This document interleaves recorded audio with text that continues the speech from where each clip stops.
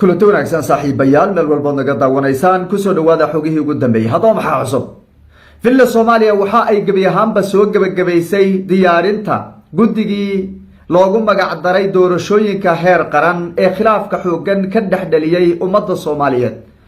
guddigan waxay ka kooban yihiin 18 xubnood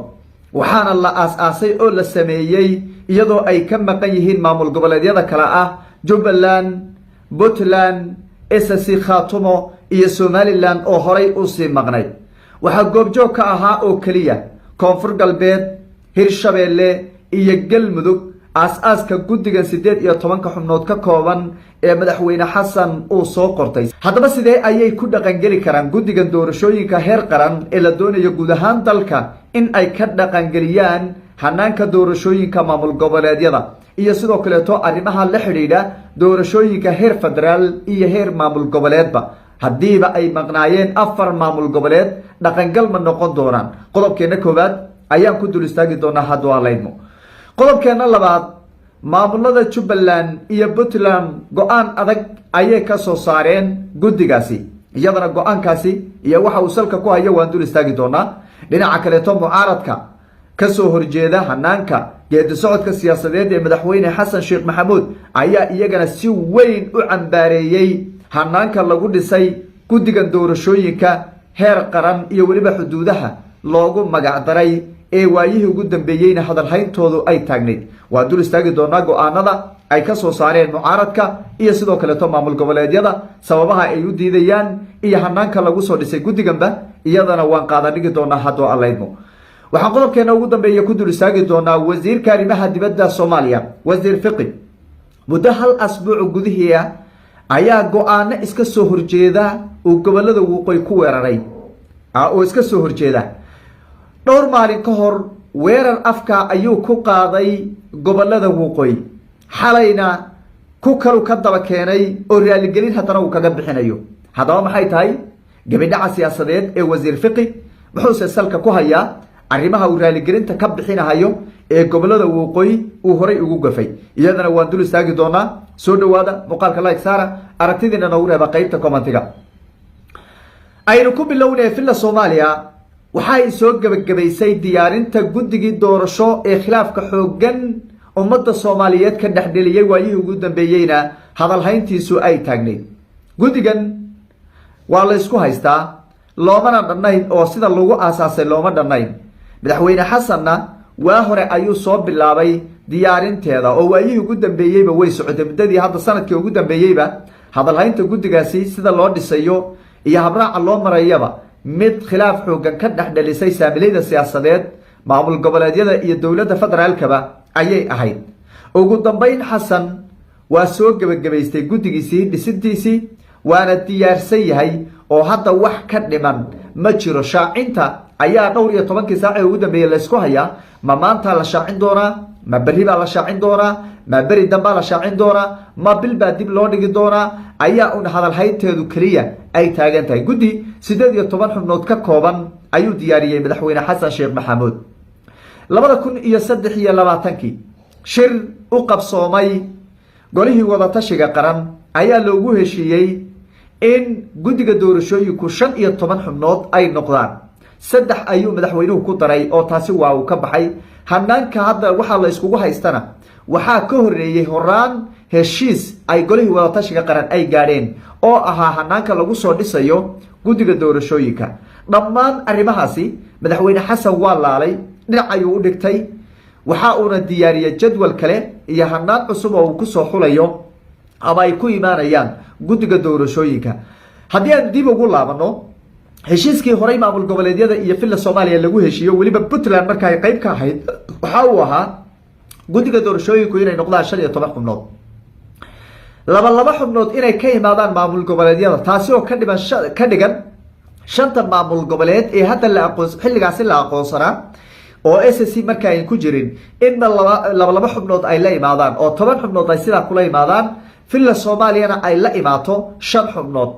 oo sidaasi guddiga doorashada lagu soo dhiso. waxaa ka soka maray marka khilaaf siyaasadeed oo hareeyay villa Soomaaliya iyo maamul goboleedyada, taasi oo gundhig u ahaa madaxweyne xasan sheekh maxamuud kadib markii uu shaaciyey inaysan jirin cid uu la tashanayo oo arrimaha masiiriga dalka uu kala tashanayo hadday doorashooyinka noqdaan haddii saami qaybsiga iyo awoodeed ee saami qaybsiga siyaasadeed ay noqoto haddii ay noqoto waxa weeye saami qaybsiga ee dhaqaalaha iyo mashaariicaha waxaasoo dhan oo uu yidhi cid aan kala tashanayo iyo cid aan wax ka weydiinayo midna ma jiro go-aankeeda aniga iskale dalkaana madaxweyne kaa uu yidhi khilaaf xoogan baa markaas soo dhex galay maamulada puntland iyo jubbaland dee somaliland horey bay u maqnayd SSC-na dee wayba cusbayd iyadu arrimahaasi markay soo galeen oo la kala fogaaday xasan go-aan buu qaatay oo waxa uu qaatay inuu ka dhabeeyo hadafkiisii ahaa loo joojin mahayo guddi doorasho 18 xubnood soo dhistay 15kiina waa ka boodo 3 buu ku tarsaday 18 ba isaga soo magacawday waxaa kaliya oo la tashiyo uu geliyay saddexda maamul goboleed ee kala ah koonfur galbeed hirshabeelle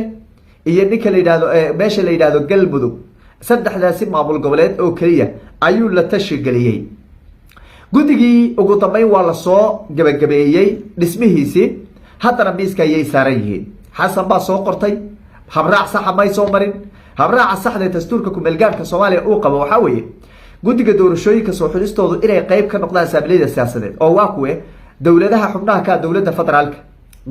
golaha la yiraahdo golaha wada tashiga qaran la yiraahdo maxay ka tashanayaan waxay ka tashanayaan arrimaha masiiriga ee dalka u yaala isku xidhka maamul goboleedyada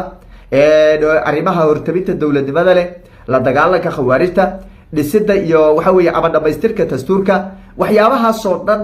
waa arrin u yaala weeye madaxda maamul goboleedyada iyo filla Soomaaliya oo markaasi ay ka imaanayaan madaxweynaha iyo ra'iisul wasaaraha intaasay u taala tala kale cid laga galeeyaa ma jiro oo ahayn inay afti wixii dastuurka laga bedelayo shacabku ay u qaadaan waxaasoo dhan marka ma aysan soo marin madaxweynuhu isaga qol isku xidhay waa soo dhamaystirtay saddex madaxweyne wuxuu yiri madariyaha sidana uu soo qortay ugu raaca walina go'aanba kama soo bixin laakiin waxaa la filayaa inay ku raacsan yihiin aad xanta hoose ay sheegaysaa ugu dambeyn wariya xaal waxba yar hadal inagu daalinine 18 xubnood ee guddiga doorashooyinka ee xuduudaha madaxa bannaan ee heer qaran ama heer federaal oo xasan ku magacawday uu yiri doorashooyinka maamul goboleedyada iyaga qabanaya oo doorashada ma qabanayaan guddiga doorashooyinka maamul goboleedyada ma qabanayaan uu yiri miiskay saaran yihiin ku dhawaaqista ayaa dhiman waxaana lagu aasaasay iyadoo ay maqan yihiin maamul goboleedyada aan horay idinku soo sheegay oo xaq u lahaa inay gogasha ay joogaan lagu dhisayo Puntland iyo Jubbaland warbay ka soo saareen waxay sheegeen anaga inaysan noo oolin guddigaas doorashooyinka iyo xuduudaha oo madaxweynuhu ku magacaabay mid anaga noo taala ma aha bay dhaheen shaqadaanada ma aha leeyahay anaga waxaas ma aqbalaynay dhaheen wayna cambareeyeen waxay ku cambareeyeen madaxweyne xasan inuu ku tuntay shuruucdii iyo dastuurkii dalka u dejisnaa oo uu soo marin habraacii iyo hanaankii ummadda Soomaaliyeed ay wax wada qorteen waana hubaal in madaxweynuhu uu dastuurka ku-meelgaarka gabi ahaanba uu ka dulbooday oo uu samaystay dastuur cusub oo isaga qorshayaashiisa siyaasadeed oo kaliya ka turjumahaya waxaa sidoo kale to ayagana go'aan ka soo saaray midowga waxa weeye musharaxiinta waxa weeye dowladda federaalka oo ayagana si weyn u cambaareeyay hanaanka geedi socodka siyaasadeed ee hortabinta leh ee madaxweynuhu uu ku dhaqaaqay iyo sidoo kale wax ka bedelka dastuurka oo waliba ay ku tilmaameen in madaxweynuhu uu samaystay dastuur cusub gabi ahaan uu ka guuray dastuurkii ummadda Soomaaliyeed iyagoo u wada dhan ay wax ku wada qorteen oo dastuurkan hadda uu yahay mid isaga kaliya awood siinaya waa midkan hadda uu wate ee guddiga doorashooyinka lagu soo saaray xeerarka doorashooyinka iyo dhamaanba lagu soo qoray guddiga marka mucaaradka marka si weyn bay u cambaarayeen waliba Sheekh Shariif Sheekh Ahmed Cabdiraxmaan Cabdishakuur Xasan Cali Khayre Maxamed Cabdullaahi Farmaajo Fahad Yaasiin Xaaji Daahir siyaasiyiinta hadda ugu mugiya maamuuska badan gayga Soomaaliyeed ugu saameynta badan si weyn ayay uga hor imaadeen gabi ahaanba hanaanka uu ku socdo madaxweyne Xasan Sheekh Maxamuud waliba ay ku tilmaameen inuu yahay hanaan mugdi gelinaya midnimada ummadda Soomaaliyeed iyo wixii ay wada lahaayeen dhanka kale to wasiirka arrimaha dibadda Jamhuuriyadda Federaalka Soomaaliya wasiir fiqi waayaha dambe waa gabi dhacaya maalin dhaweyd buu weerar afka ku qaaday gobolada waqooyi waxa uu yiri maamulka gooni-goosadka waxa ay qabsadeen doorashada iyo kulli waxba meehe maamulka gooni-goosadka Soomaaliyeed buu si fiican buu horta afka ugu weeraray waxa uu sidoo kale to wasiir fiqi marar badan uu weerar ku qaaday maamulkaasi gobolada waqooyi oo markaasi weliba uu ku tilmaamay in waxyaabaha ay ku dhaqmayaan uu yahay mid sharciga ka fog midnimada ummadda Soomaaliyeed ka fog isla markaana gacan loola tagi weliba marka qaar wuxuu yiri gacan baa loola tagi doonaa wasiir fiqi waa lagu kacay maalmahan oo dhan baa lagu dhaganaa waxaa la yiri wasiir fiqi oo waa khaldantay maxaa noo qabsatay kuwii hadda gobolada waqooyi joogay maxaa anaga maamulkaanadii waxaanadii dadkaanada u weerartay oo xalay waa hadana soo istaagay oo raali gelin buu ka bixiyo wuxuu yiri cidii dhibsatay oo arinta ay ugu dhibsatay raali ha iga ahaato gobolada waqooyi waa dad sharaf badan raali ha iga ahaada wixii aan isku haynana anaga dhaxdeena dhamaysanaynu yiri arimahaas waa arimo ka turjumaya balance la'aanta siyaasadeed ee xukuumadda Xasan Sheekh Maxamuud siyaasiyiinta hadda ka shaqeynaya intooda badan rag fiican waa ku jiraan intooda badan balance siyaasadeed ma laha waxaana sabab u ah ma aysan soo baranin qofku waxa fiican xirfadda uu ku shaqeynayo inuu aqoon u leeyahay baa fiican hadduusan aqoon u lahayn waxa ka dhumaya balance-ga hadalka ayaa ka dhumaya marka wasiir fiqi ma aha markii ugu horeysay oo weerar noocan oo kale taa uu qaado balance-ga siyaasadeed baana ka maqano wixii uusan aqoon u lahayn oo 4.5ka buu iskaga imaaday insha Allah 4.5ka waa laga bixi doonaa ummadda Soomaaliyeed waa laga saari doonaa markay wax ay wada leeyihiin ay wada qortaan oo dastuurkooda intay dib iskugu soo noqdaan afti loo qaado oo wax la wada qoro la wada leeyahay hadda Xasan sida hadda uu ku jiro 4.5 waa lagu qasban yahay oo de wax la wada leeyahay ma yaal kii horena waa ka guuray ku cusub uu samaystay kan cusubna wax ku qoran ummadda Soomaaliyeed looma soo bandhigin markay ummadda Soomaaliyeed intay isku imaato wax la wada qoro dastuurka la dhameystiro balance siyaasadda soo bartay oo wax ka yaqaan ayaa xukunada loo dhiibi doonaa qof walba meesha uu yaqaan oo xilka qaban doona hadii Ilaahay yiraahdo qorshahan waa laga guuri doonaa wasiir fiqi marka gabadha caasba horta ku imaaday oo raali gelintan sabab u noqday gobolada waqooyi marka tabcan de raali gelinta ka gudooban waa wixii horena iska cafiyaan baan dhihi lahaa shacabka jooga siyaasiyiintu way isqabtaan oo dadku way isqabtaan laakiin de shacab dhan inaad u gafto oo shacab dhan aad dusha ka saarto waxaysan ahayn oo xaqiiqada markaan ku salaysnayn de waa dhib inteeda la eg weeye marka wasiir fiqi waa siyaasi way dadka siyaasadda dhaliila ama dadka waxa way wariyaasha ama tusaale anagoo kaleeto wax waa ka sheegi karnaa bulshadaas oo dhaliil way waa tusha waa ka saari karnaa laakiin qofka siyaasiga ee mas'uulka ah xilka haya waxa la rabaa inuu maaragtay uu isxakameeyo oo hadallada qaarkood bulshada si kala fogeynaya uu ka soo laabtaa loo baahan yahay marka wasiir fiqi raali gelin buu ka bixiyay war iyo xal waynu eegi doonaa wixii ka soo kordho muqaaladeena dambe ayaan idin kula wadaagi doonaa hadduu alla idin